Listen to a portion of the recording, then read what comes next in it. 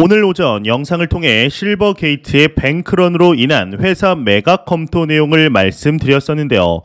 참 답답한 이야기들이 반복적으로 나오고 있습니다. 일단 글로벌 암호화폐 거래소 후오비 글로벌에 대한 소식들이 판을 치고 있는데 이에 대한 내용 같이 보도록 하겠습니다. 일단 화면을 보시게 되면은 헤드라인에 후오비 글로벌 정리해고 소식과 대규모 출금 예고된 결과일까라고 되어 있는데요. 이 밑으로 내려가서 중요한 내용만 빠르게 보도록 하겠습니다. 일단은 후오비 글로벌의 정리해고 소식이 전해지면서 이용자들의 대규모 출금이 잇따르고 있다고 합니다. FTX 사태와 같은 대규모 인출이 발생을 한 것은 아니지만 거래소 건정성에 대한 의문이 계속되고 있는 만큼 해당 거래소와 업계에 미칠 영향을 우려하는 목소리가 나오고 있다고 하는데 구독과 좋아요, 알림 설정 부탁드립니다.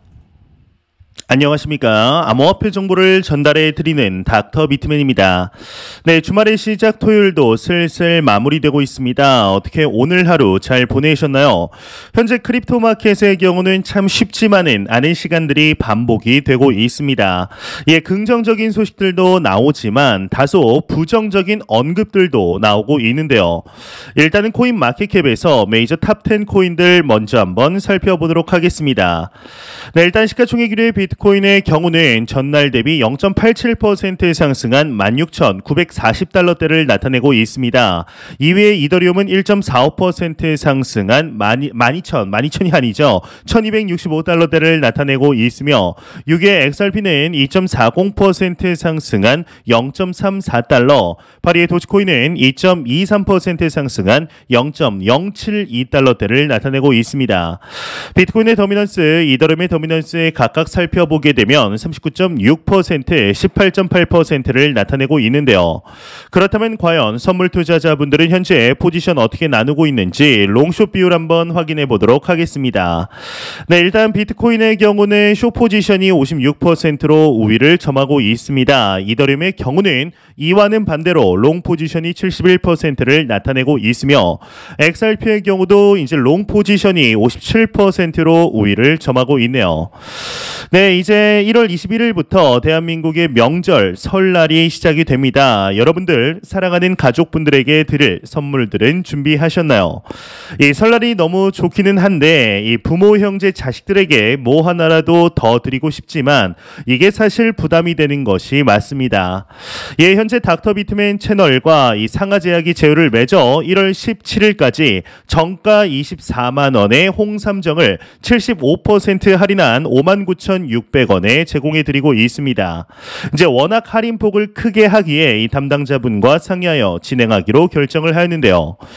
이제 어떠한 선물이든 받는 사람이 즐거워야 좋은 선물이겠죠. 이 홍삼 받고 5만원대라고 생각하는 분들은 없으리라 생각합니다. 이제 선착순 한정으로 진행이 된다고 하니까 이 필요하신 만큼 미리 준비해 두시면 조금 더 마음 편한 설날을 보내실 수 있지 않으실까 싶습니다. 이 수익금 중 일부는 취약계층에 기부를 한다고 하는데요.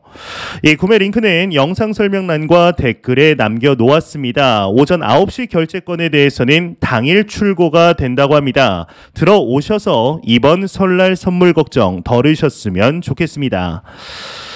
지금 현재 이러한 소식들 계속 나오고 있는데 지난 2021년 11월 발생한 이 FTX의 파산의 여파가 한동안은 진행이 되지 않았었습니다.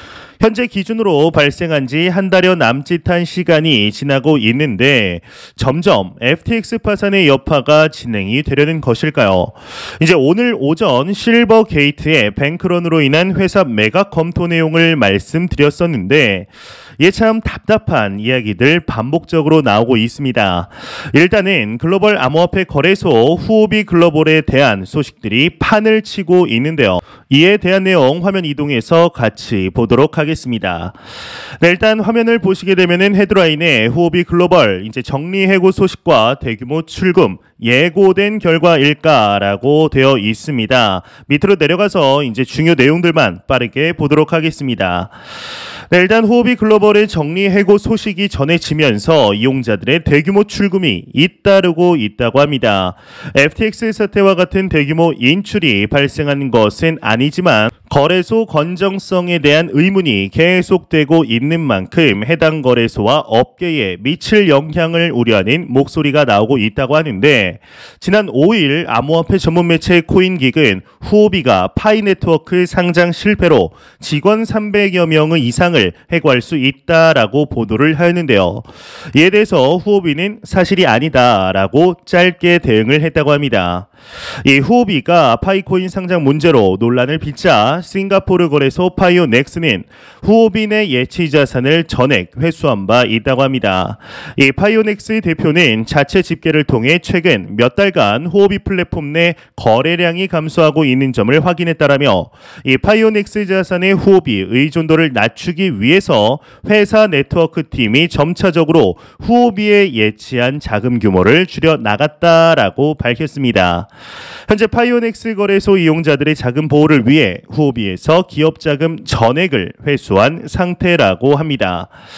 네, 현재 후오비에 대해서는 이제 이뿐만이 아닙니다. 화면을 이동해서 보게 되면 내부 직원 소통 채널이 모두 폐쇄되었다라는 글이 올라오며 직원들과의 모든 소통이나 피드백 채널도 차단했다라는 글이 올라왔는데요. 이에 대해서 저스틴 선의 반박 글이 또 올라왔었습니다. 이제 내용을 보게 되면 헤드라인이 이렇게 적혀 있죠. 내 차례다. 퍼드는 무시하고 건설하자라고 적혀 있는데, 밑으로 내려가서 보게 되면은 실제적으로 트윗으로 이렇게 직접 적었습니다.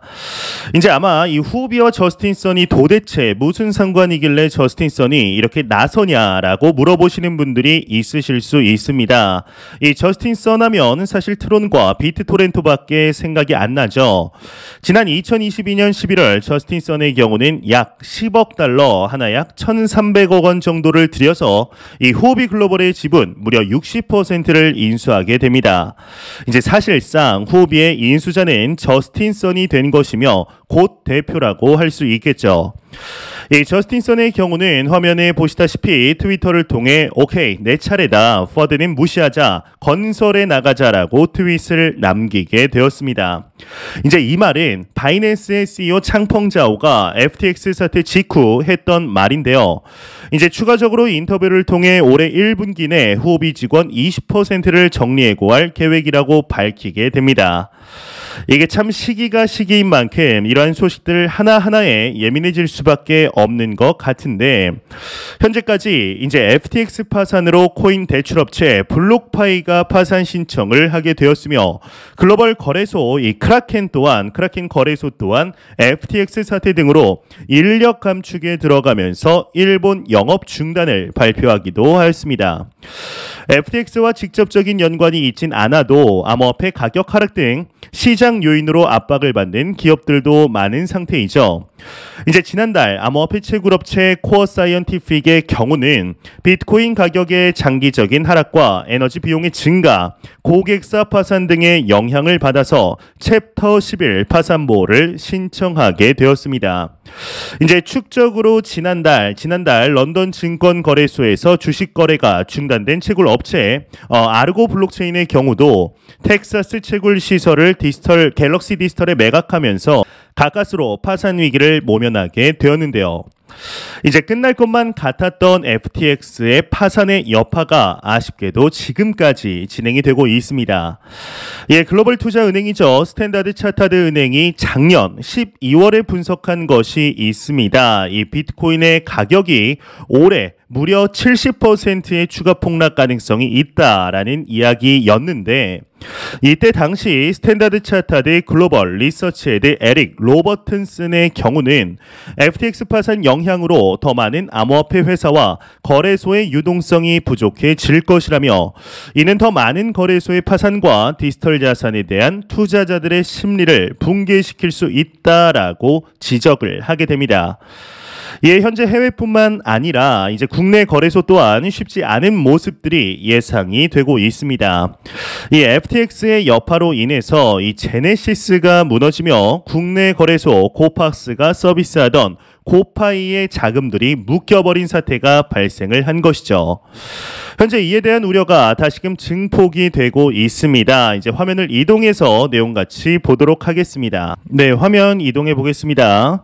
네, 헤드라인을 보게 되면은 고팍스 예치금 확보 못하면 고파이 투자자 최대 600억 원 피해 예상이라고 적혀 있는데 중요한 내용만 표시를 해봤습니다. 빠르게 보도록 하겠습니다.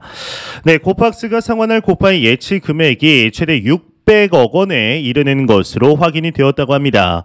이 바이낸스로부터 자금을 수혈받지 못하면 고스란히 국내 투자자 손실로 이어질 수 있다고 하는데 FTX 붕괴 여파로 제네시스가 고파이 예치 자금을 돌려줄 가능성이 낮아지면서 고팍스는 투자 유치에 사활을 걸고 있다고 합니다.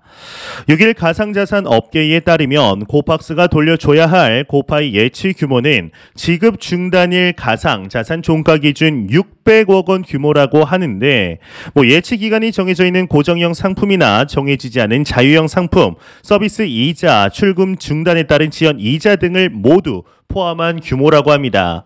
이제 이 규모가 그동안 업계에 알려진 300억 원보다 무려 2배 이상 불어난 규모라고 하는데요. 예, 제네시스는 자금 상환을 수차례 약속을 했는데 이를 장담하기 어려운 상황이고 제네시스는 지난해 8월 전체 인력의 20%를 줄인 데 이어 최근 50%를 추가 감원했다고 합니다.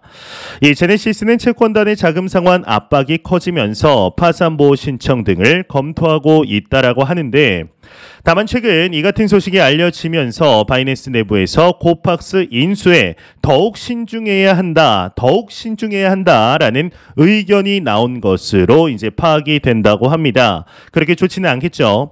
이제 자칫 고파이 이용자 보호를 위한 자금 지원이라는 명분이 퇴색이 되면서 이 바이낸스의 자금 세탁 우려가 국내로 번질 경우엔 또 이제 불필요한 리스크가 부각될 수 있어서라고 하는데요. 이제 만약 바이낸스가 고팍스 지분 인상 협상이 불발될 경우 고파이 투자자 피해는 현실화될 가능성이 크다라고 적혀 있습니다. 이 FTX 붕괴 여파가 정말 다시금 시작을 하려는 것일까요? 이게 참 답답한 모습들 반복이 되고 있습니다.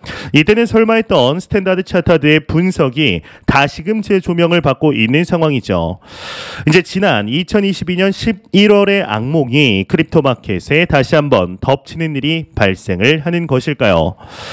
이러한 소식과 더불어서 매일같이 나오는 리플 XRP에 대한 소식 오늘도 또한 나왔습니다. 이제 정말 얼마 남지 않았습니다. 바로 이 플레어 네트워크의 플레어 토큰 에어드랍이 이제 3일 남짓밖에 남지 않았는데 이 바이낸스의 경우는 이틀 뒤인 1월 9일 에어드랍을 예정 중이며 이 플레어 측에서 공식적으로 1월 10일에 에어드랍을 진행할 것이라는 트윗을 남기게 되었습니다. 이 플레어 네트워크의 방대한 내용을 이게 사실 모두 다 이해하기는 쉽지가 않습니다. 이제 다만 이 플레어 네트워크가 이더리움보다 효율적이면서도 확장성이 더 높은 생태계를 탄생시킬 것이라는 정도로 큰 틀에서 이해하면 되는데요. 이 플레어 네트워크 안에서는 다른 블록체인의 코인을 플레어 네트워크 생태계 안에서 스왑이 가능합니다. 이는 플레어 네트워크 내에서 스마트 컨트랙트가 가능하기 때문이죠. 이제 예를 들어서 스파크 토큰을 이제는 이름이 바뀌었죠. 이 플레어 토큰을 스테이킹해서 F 자산으로 받을 수 있고 F 자산을 스테이킹해서 이제 플레어 토큰으로 받을 수도 있습니다. 그렇다면 과연 어떤 코인이 F 자산이 될 수 있을까요? 이제 XRP, 라이트코인, 도지코인, 스텔라가 일단 F 자산에 포함된다는 소식이 이미 나왔었습니다.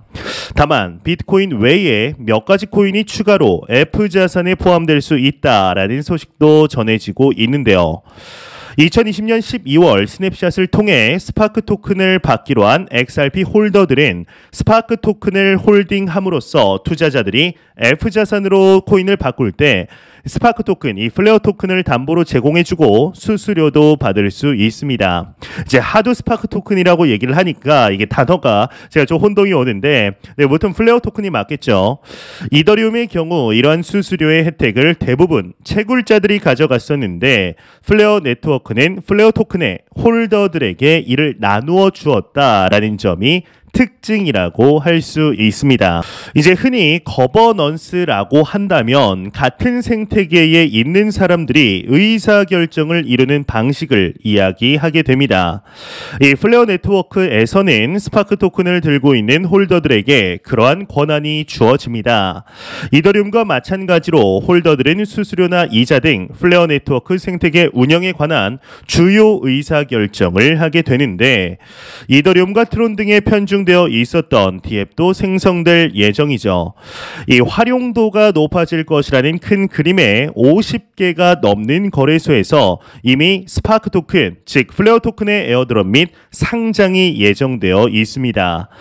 아직 시작도 안 한 토큰이 이러한 주목을 받았던 일은 정말 유례가 없었죠. 이제 지금까지 이더리움을 위협하겠다라는 코인들이 정말 많이 나왔지만 이렇다 할 생태계를 구축했던 블록체인은 없었습니다. 하지만 플레어 네트워크가 그 일을 해내지 않을까라는 기대감이 시장에 만연하죠. 이더리움의 유통 공급량은 1.15억 개, 리플 XRP는 45.4조 개입니다. 이제 리플의 물량이 약 400배 정도 많은 상태인데요. 이제 만약 반면 이제 가격은 개당 이더리움이 150만 원 수준을 현재 유지하고 있습니다. 이때 이더리움 수준의 생태계를 리플이 플레어 네트워크 내에서 만들어낼 것이라는 기대감만 가지고도 XRP의 가격은 7,500원 수준으로 목표가를 잡아볼 수도 있을 것입니다. 참 오랜 시간 동안 미 SEC와의 소송으로 힘든 시간들을 보내고 있습니다. 하지만 그럼에도 리플사는 상상 이상의 파트너십을 보여주고 있으며 소송 또한 유리한 방향으로 진행 중에 있습니다. 이제 많은 전문가들이 예상하는 올해 3월 소송이 실제적으로 마무리된다라고 한다면, 그리고 XRP의 생태계가 확실하게 정해진다면 과연 얼만큼의 상승률을 보여주게 될 것인지 충분히 기대해보아도 좋지 않을까 하는 생각이 드는데요. 현재 많은 전문가들이 상저하고로 자산 가격을 예측하고 있습니다. 이제 주식과 코인도 이 전망에서 벗어나기는 힘들 것으로 보이는데, 물론 연말을 매년 경험하면서 이런 전망이 얼마나 의미 없는지 여러분들도 잘 알 것이라 생각합니다. 이제 그럼에도 투자자들은 시장을 보는 뷰를 가지기 원하면서 이런 전문가들의 의견이 투자에 나름의 인사이트를 주기도 합니다. 이 전문가는 미래를 예측한다라고 보기보다 현재 일어나는 현상을 해석해주는 사람으로 보는 것이 맞습니다. 그러니 이제 전문가라고 하는 사람들이 못 맞춘다고 너무 타박할 필요가 없죠. 이제 매년 부동산 가격에 대한 예측하는 기사들 수도 없이 나옵니다. 이름까지 걸고 나와서 누구는 오른다, 누구는 보합이다, 누구는 하락한다 등과 같은 전망을 하고 있습니다. 이렇게 이제 다 다른 분석을 하면은 누군가는 맞고 당연히 누군가는 틀리겠죠. 인간은 아무도 미래를 알 수 없습니다. 심지어 투자의 구루로 추앙받는 이 워렌 버핏조차 미래를 알 수 없다라고 말하였죠. 워렌 버핏이 늘 하는 말이 있습니다. 바로 주식이 아니라 사업을 사라는 것이죠. 이 말은 실제로 유용하였습니다. 2022년에도 주식이 오른 기업이 있었으니까 말이죠. 이제 작년 2022년이 과연 연준이 금리를 인상한 것만큼 자산 가격을 하락시켰냐라고 묻는다면 아니라고 답할 수 있습니다. 이제 연준의 금리 인상보다 자산 가격은 실제로 더 과도하게 빠졌죠.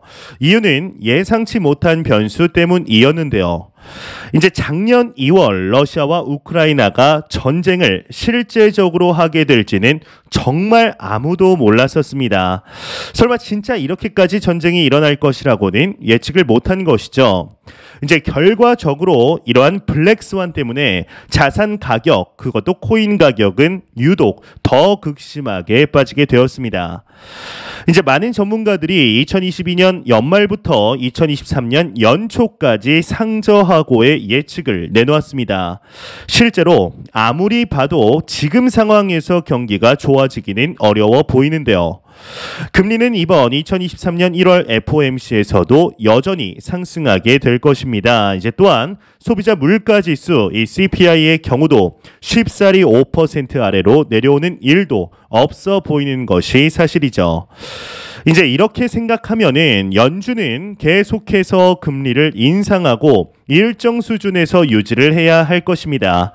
이때를 이제 연중에서 연말 정도로 보는 것인데요.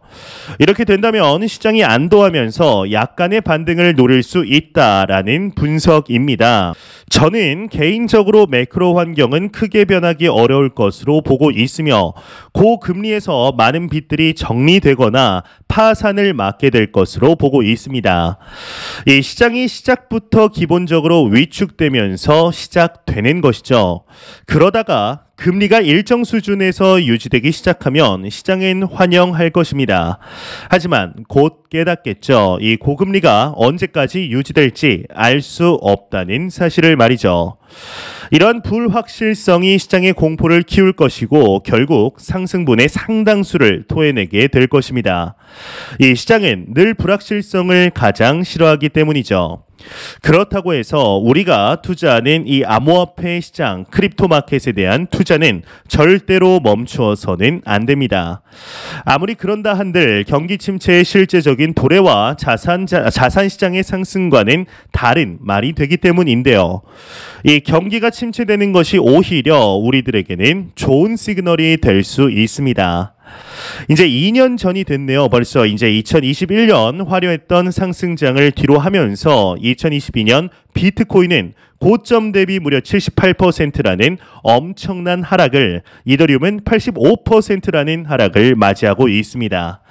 이게 설마 했던 일들이 반복되고 예상치 못한 퍼드가 현실로 다가오면서 정말 전례 없던 한 해를 맞이한 것인데요. 2023년 앞으로 어떻게 진행이 될지 아무도 알 수가 없습니다. 그렇지만 우리는 투자를 멈추어서는 안 되며 투자하고 있는 자산에 대한 공부를 멈추어서는 안 됩니다. 그러기 위해서는 매 영상 말씀드리듯이 절대로 단기적인 시각이 아닌 장기적인 시각으로 또한 오랜 시간 동안 함께 할 수 있는 여유 자금을 통하여 투자를 진행하시길 진심으로 바래 보도록 하겠습니다. 제가 준비해온 소식은 여기까지입니다. 영상이 도움이 되셨다면 구독과 좋아요 그리고 광고 한 편만 처음부터 끝까지 시청 부탁드립니다.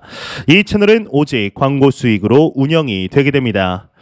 항상 영상 시청해 주시는 시청자분들, 구독자분들 너무나 감사드립니다. 오늘 남은 시간 잘 마무리하시길 바라면서 저는 더욱 도움이 되는 영상으로 찾아뵙도록 하겠습니다. 지금까지 닥터 비트맨이었습니다. 감사합니다.